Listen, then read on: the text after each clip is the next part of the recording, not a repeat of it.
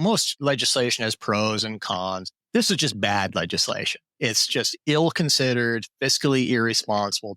There's just so many better uses for $200 billion, but somehow we found about the worst possible one.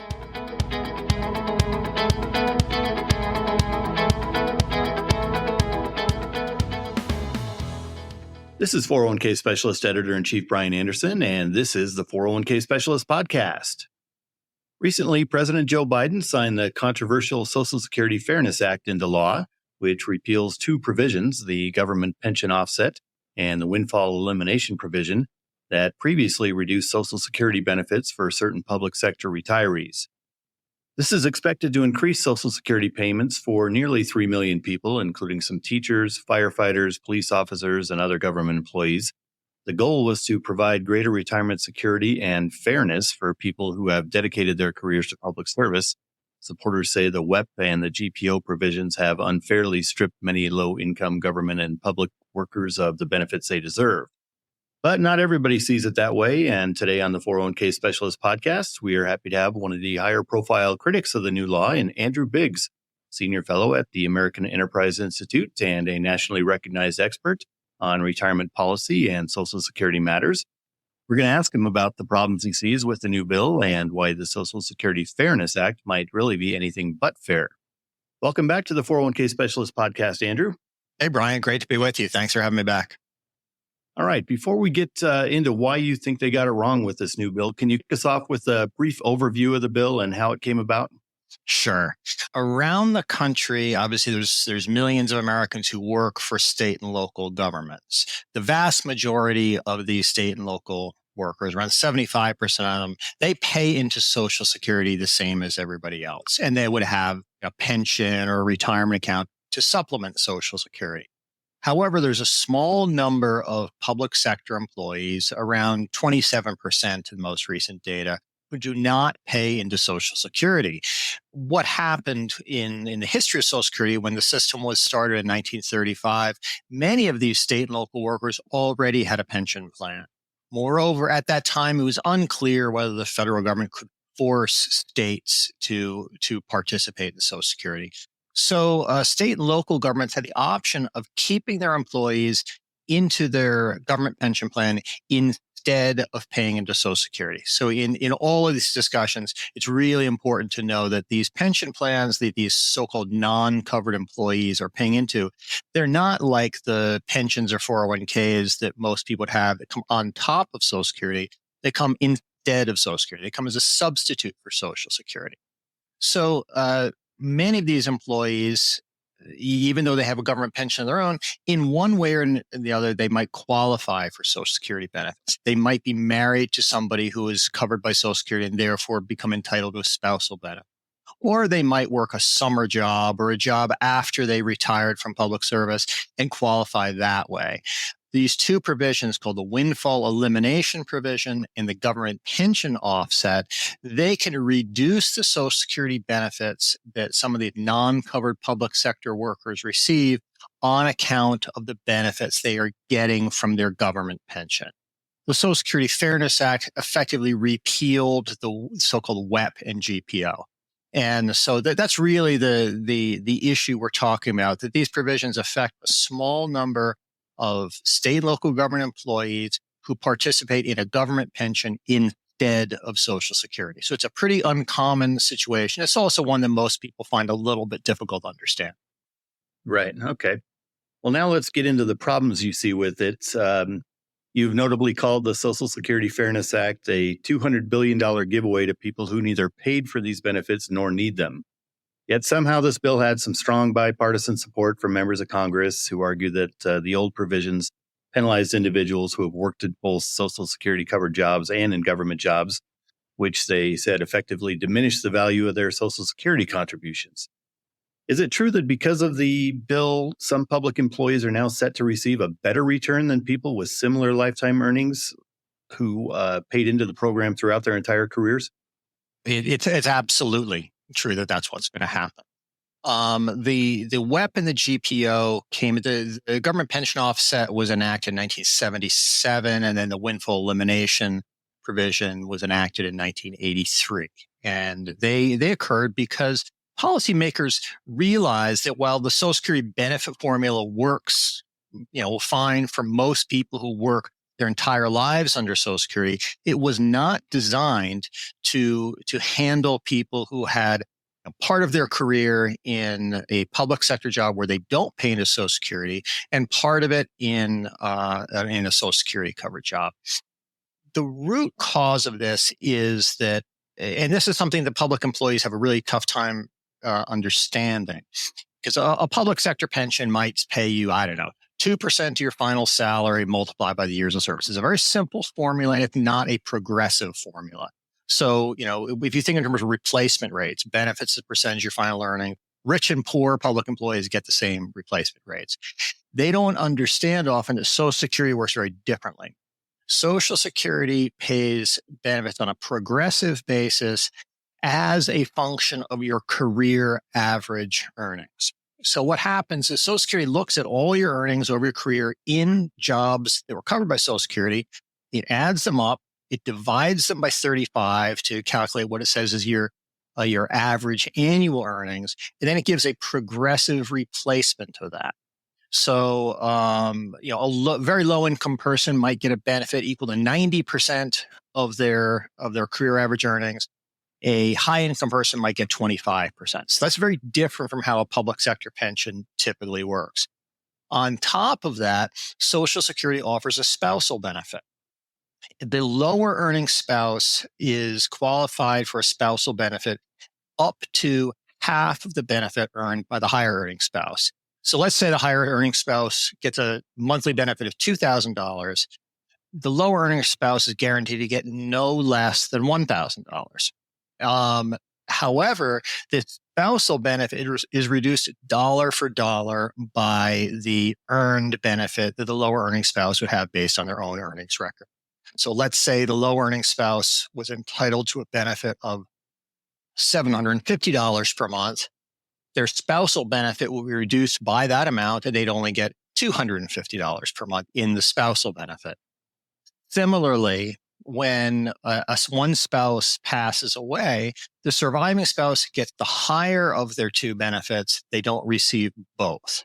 Again, this is something that most public employees didn't really understand, but this has been in the Social Security for decades. That's just how the program works.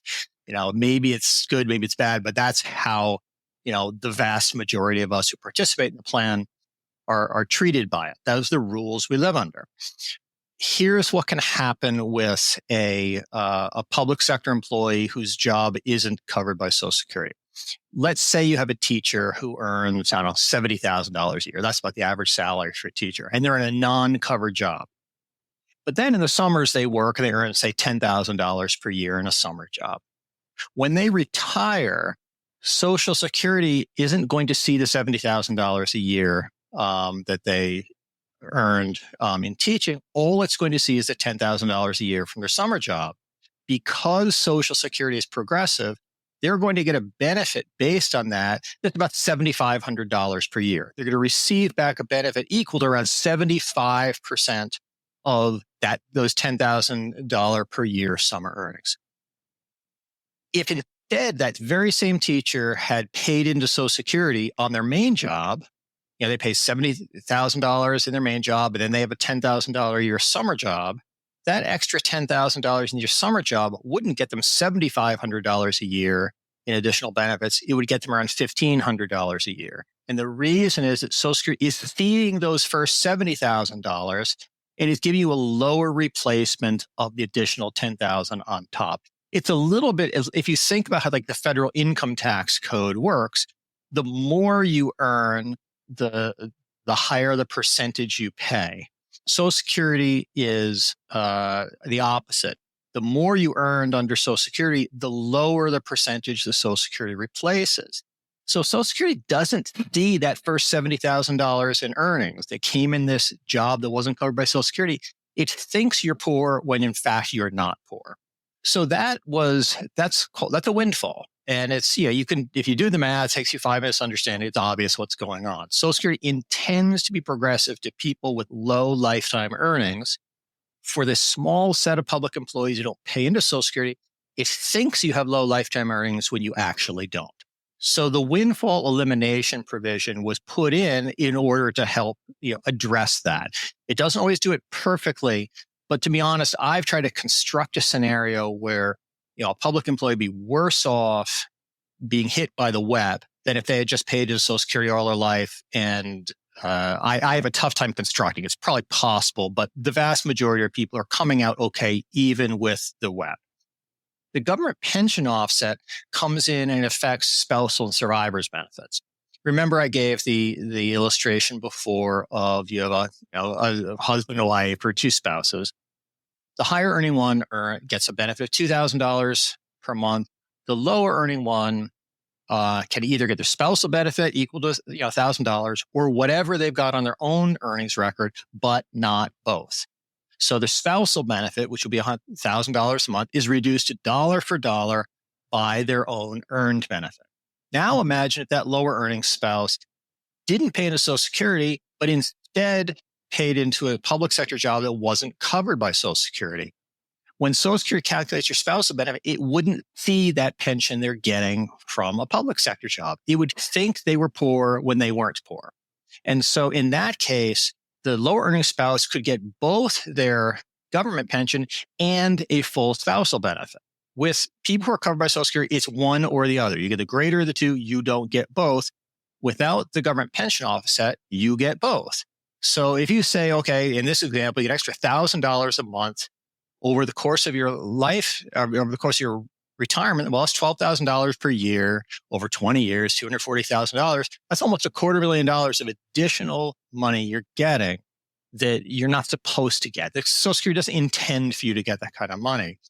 Similarly, if one of those spouses retires, if they're both under Social Security, you get the greater of the two benefits, but not both. If say the husband was getting $2,000 a month and you could get $1,000, well, you get $2,000.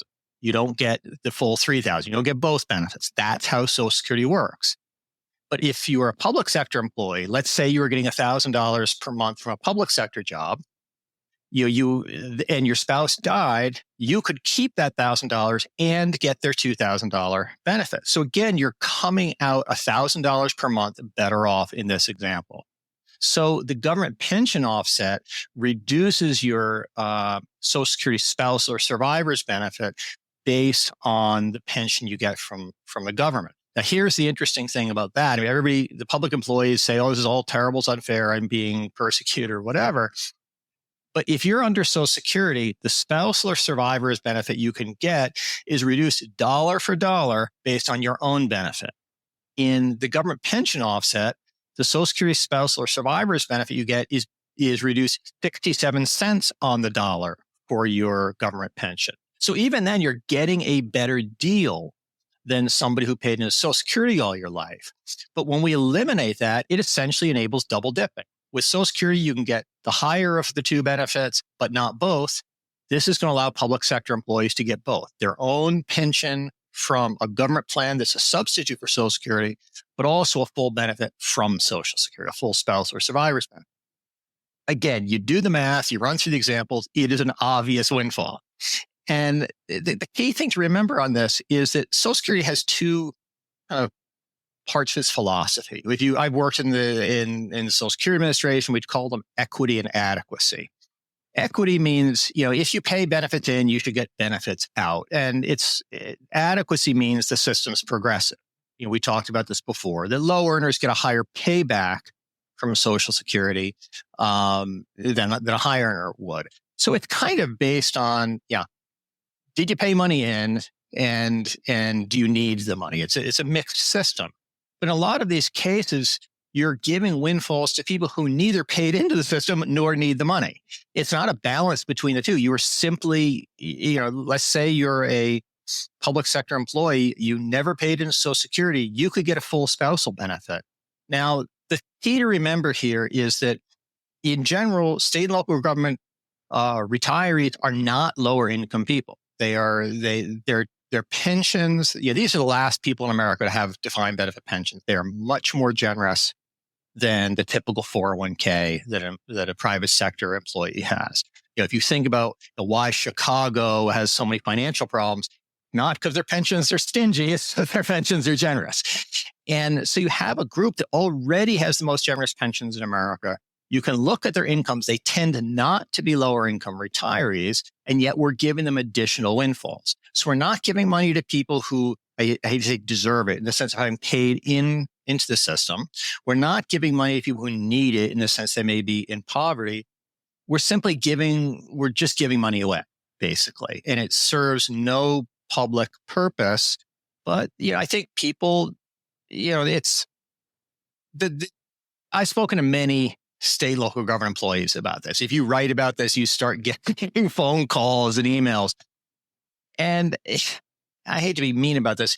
Most of them don't have any understanding of why the WEP and the GPO exist. They don't understand how the Social Security benefit formula works. They don't understand the interactions. You would think once you walk them through this and say, look, you're getting a pretty decent deal even with the WEP and GPO. If we repeal them, you're really getting much better treatment than any ordinary person would under Social Security. One would think that out of this sample of people who call me up, that, at least one of them would say, okay, I agree with you. Maybe we shouldn't repeal the WEP and the GPO. It's not like that. It just reverts to, I want more money. And, that's human nature, I guess.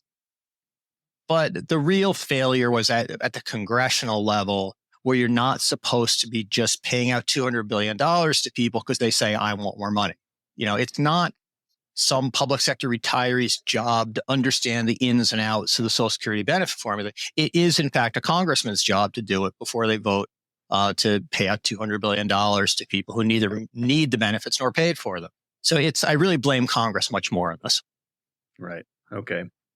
And recently you wrote about one twist in this whole thing that you found interesting regarding the fact that the bill had broad support, even though it'll end up impacting only a relatively small number of public employees in a small percentage of states.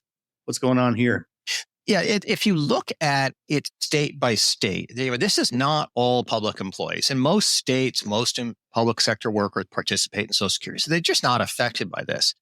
The employees who are affected tend to be concentrated in a small number of states. A lot are, like California teachers are affected. You have a lot of employees in places like Ohio and Illinois, Louisiana, for some reason. Texas teachers are not covered. But it's in most other states, it's a tiny share of employees who are in this situation. And so I kind of asked, why this happened. And, the answer I got from talking to people on the Hill, staff who were intimately involved with this, is it was a combination of two things. One was simply they want to curry favor with public sector unions. And, for congressional Democrats, it's understandable. Public sector unions are a key sort of constituency of theirs. They're very tightly bound. So, it may not be good, but that's in fact how policy sometimes works. For Republicans, what I'm told is, the Republicans don't particularly care politically about the person working down at the Department of Motor Vehicles, but they are much tighter, especially these days, with public safety employees, police and fire. And police and fire tend to be more likely to be in non-covered jobs than the person who works at the DMV. It's just a historical quirk. So you had a lot of policemen, firefighters unions who say, look, we would benefit from this. And so some Republicans said, okay, I'll support it because you guys are, now our political allies or whatever. But there was a second factor, which is, as I'm told, that most members of Congress did not think this bill was going to pass. If you don't think the bill is going to pass, it's a political freebie. You're making promises to be like, I'm going to support you, get you these extra benefits. Oh, sorry, it didn't pass. What can I do? The problem is at some point you had enough members of Congress who signed on for this freebie that it got to have enough votes that it could pass. The interesting thing, it's a really interesting process how this happened. Usually a congressional bill has to go through committees. It'll go through the Ways and Means Committee in the House and then the Senate Finance Committee. This Social Security Fairness Act could not get through those committees. I mean, the chairman of those committees had bills that would have fixed some of the problems with the WEP and GPO using new data that Social Security Administration has today that didn't have in 1983. It would have just been, for every worker, it would have been perfectly accurate. That would have cost $25 billion or something. So you had a fix out there that would have cost very, very little. Again, that's not what the public employees wanted. They wanted to restore the windfall. But you couldn't get this bill through the congressional committees because enough of those members of Congress know that the bill is ridiculous, and so they're not going to vote for it. What happened was Congress used a rarely used thing called a discharge petition, where if you have enough votes, you can simply bypass the whole committee process, take the bill straight to the floor, which is what they did right before Christmas. So it, passed the House, then went to the Senate. And, there were some members of Congress, when I watched a series of speeches, you had Ted Cruz on the Republican side, Joe Manchin on the Democratic side, who's saying, look, this bill doesn't make sense. It doesn't work. There's easier, fairer, cheaper ways to fix it. But once members of Congress are committed to something, it's very hard for them to back off it. And so they passed it. And, Joe Biden is tight with unions, so he's going to sign it. But it is, if you're somebody who's worked on Social Security policy for a long time, and I have, I've been doing this for 25 years, it is a very depressing kind of situation. And the reason, it's not that, Social Security's unfunded obligation or funding shortfall was $25 trillion. So $200 billion isn't that large relative to it. But this shows just an inability of members of Congress to look at public policy details at any sort of level. I mean, I've written a number of articles on this. You could read the article in 10 minutes and you would understand this issue. You'd understand why the Social Security Fairness Act doesn't make sense and it's just a giveaway. Members of Congress did not do their due diligence. They said, hey, it's great, I'm going to vote for it. And that to me is just, it's people not doing their jobs. And we don't and shouldn't look very highly on elected officials who are not doing their jobs. Right. Now, one other issue we haven't really touched on yet is the forecast that the Social Security Fairness Act is going to further exacerbate Social Security's already troubled financial future. Projections by the Congressional Budget Office estimate the bill is going to cost the government $196 billion over the next 10 years. And the Social Security trust funds already anticipated to be depleted within the next 8 to 10 years. I haven't heard about any offsets. Is this bill going to accelerate the trust fund's insolvency unless more action is taken?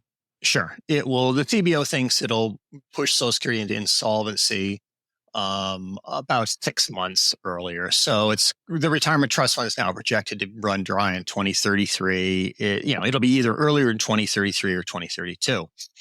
What that means is everybody else is going to get larger benefit cuts because of that. This legislation, usually people want to keep Social Security's funded status at least neutral. Ideally, we should fix it. I mean, the system's it's underfunded by 20%. So you would think any legislation at least would be paid for, but they didn't do it in this case. They just said, we're going to let the trust fund run out earlier. So, for all the members of Congress of both parties say, Social Security, it's a sacred trust, blah, blah, blah. Well, not in this case.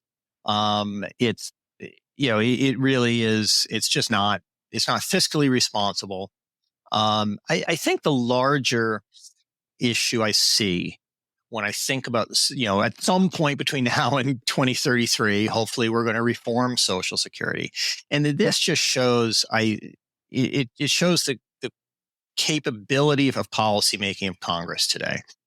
That what you had was a large number of people, in a politically influential group said, we're being treated unfairly and we need more money.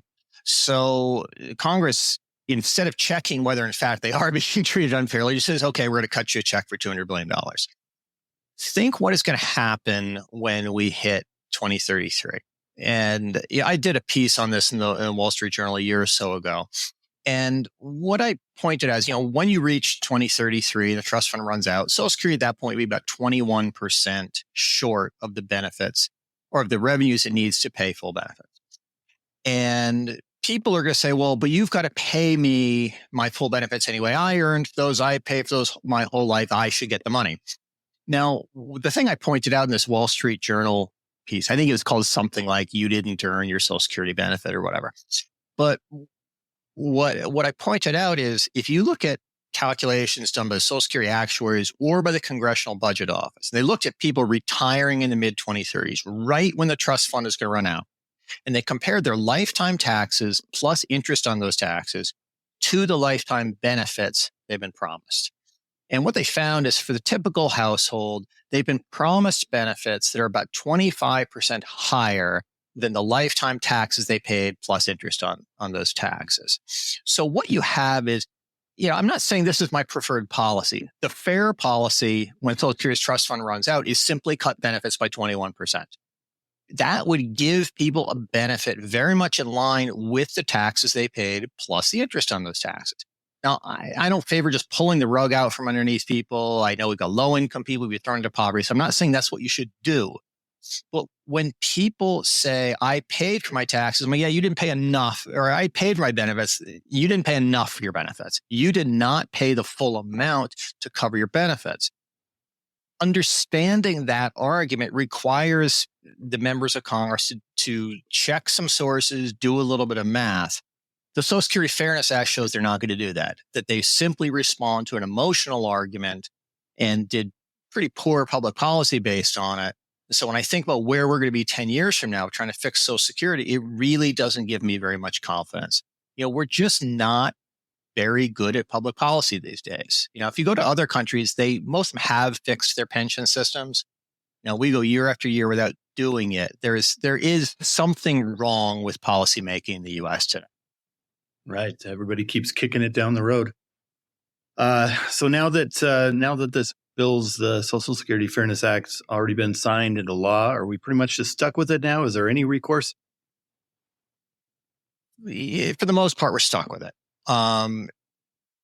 It would be possible to address some of these issues in the course of comprehensive Social Security reform. There's some proposals, and they're designed to encourage people to work longer, but they would base your Social Security benefit not on the highest 35 years of earnings. We progressively replace it, but instead they would do a progressive replacement of every individual year you work. The idea behind that is once somebody's got 35 years of earnings under Social Security, there's very little incentive to work longer. This way of calculating benefits on an annualized basis would encourage that. So it's got its own merits. That would address some of these issues with the WEP and GPO because public sector employees who didn't participate in Social Security, you wouldn't be averaging their earnings over 35 years. You wouldn't be making them look poor when in fact they're not poor. And so it wouldn't completely fix it. It would address some of the problems with it and do so in a way that would encourage everybody to work a little bit longer into retirement by increasing the payoff you get from additional work. So it's possible you could, but another proposal has been talked about for 20 years but hasn't happened is to enroll all newly hired state and local government employees into Social Security.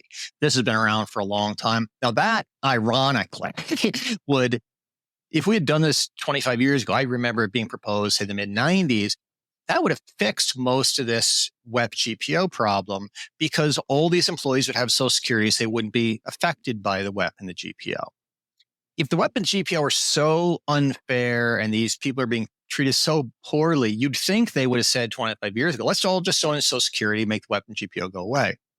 But they didn't. In general, they've strongly opposed that because the state and local government pensions are by and large much, much more generous than Social Security is. I mean, I looked up yesterday because I was talking to a reporter from California, and the California teachers are not covered by Social Security. They say we're being treated unfairly. If you look at the average pension paid to a California teacher who worked, at least 35 years, so a full career in teaching, well, full-ish career. Most of us are going to work 45 years, but call it 35 years. The average pension is $93,000 a year. That is twice the maximum pension that you can get from Social Security. To get the maximum pension of 45 or so, 46 this year, you'd have to have worked 35 years at like $170,000 per year. These are teachers, most of whom earn well less than 170, and they're getting a pension that's twice that. So yes, in fact, these public sector pensions are very generous. And no, in fact, most of these public sector retirees are not low income. Poverty rate is minuscule. So it's sometimes, most legislation has pros and cons. This is just bad legislation. It's just ill-considered, fiscally irresponsible, doesn't fix an inequitable situation. It creates an inequitable situation, doesn't address people in need in retirement. There's just so many better uses for $200 billion, but somehow we found about the worst possible one. All right. Well, Andrew Biggs, Senior Fellow with the American Enterprise Institute. This has been a rather sobering conversation about this, but I really appreciate you coming on and sharing your insights today on the 401k Specialist podcast. I appreciate the opportunity. Thanks.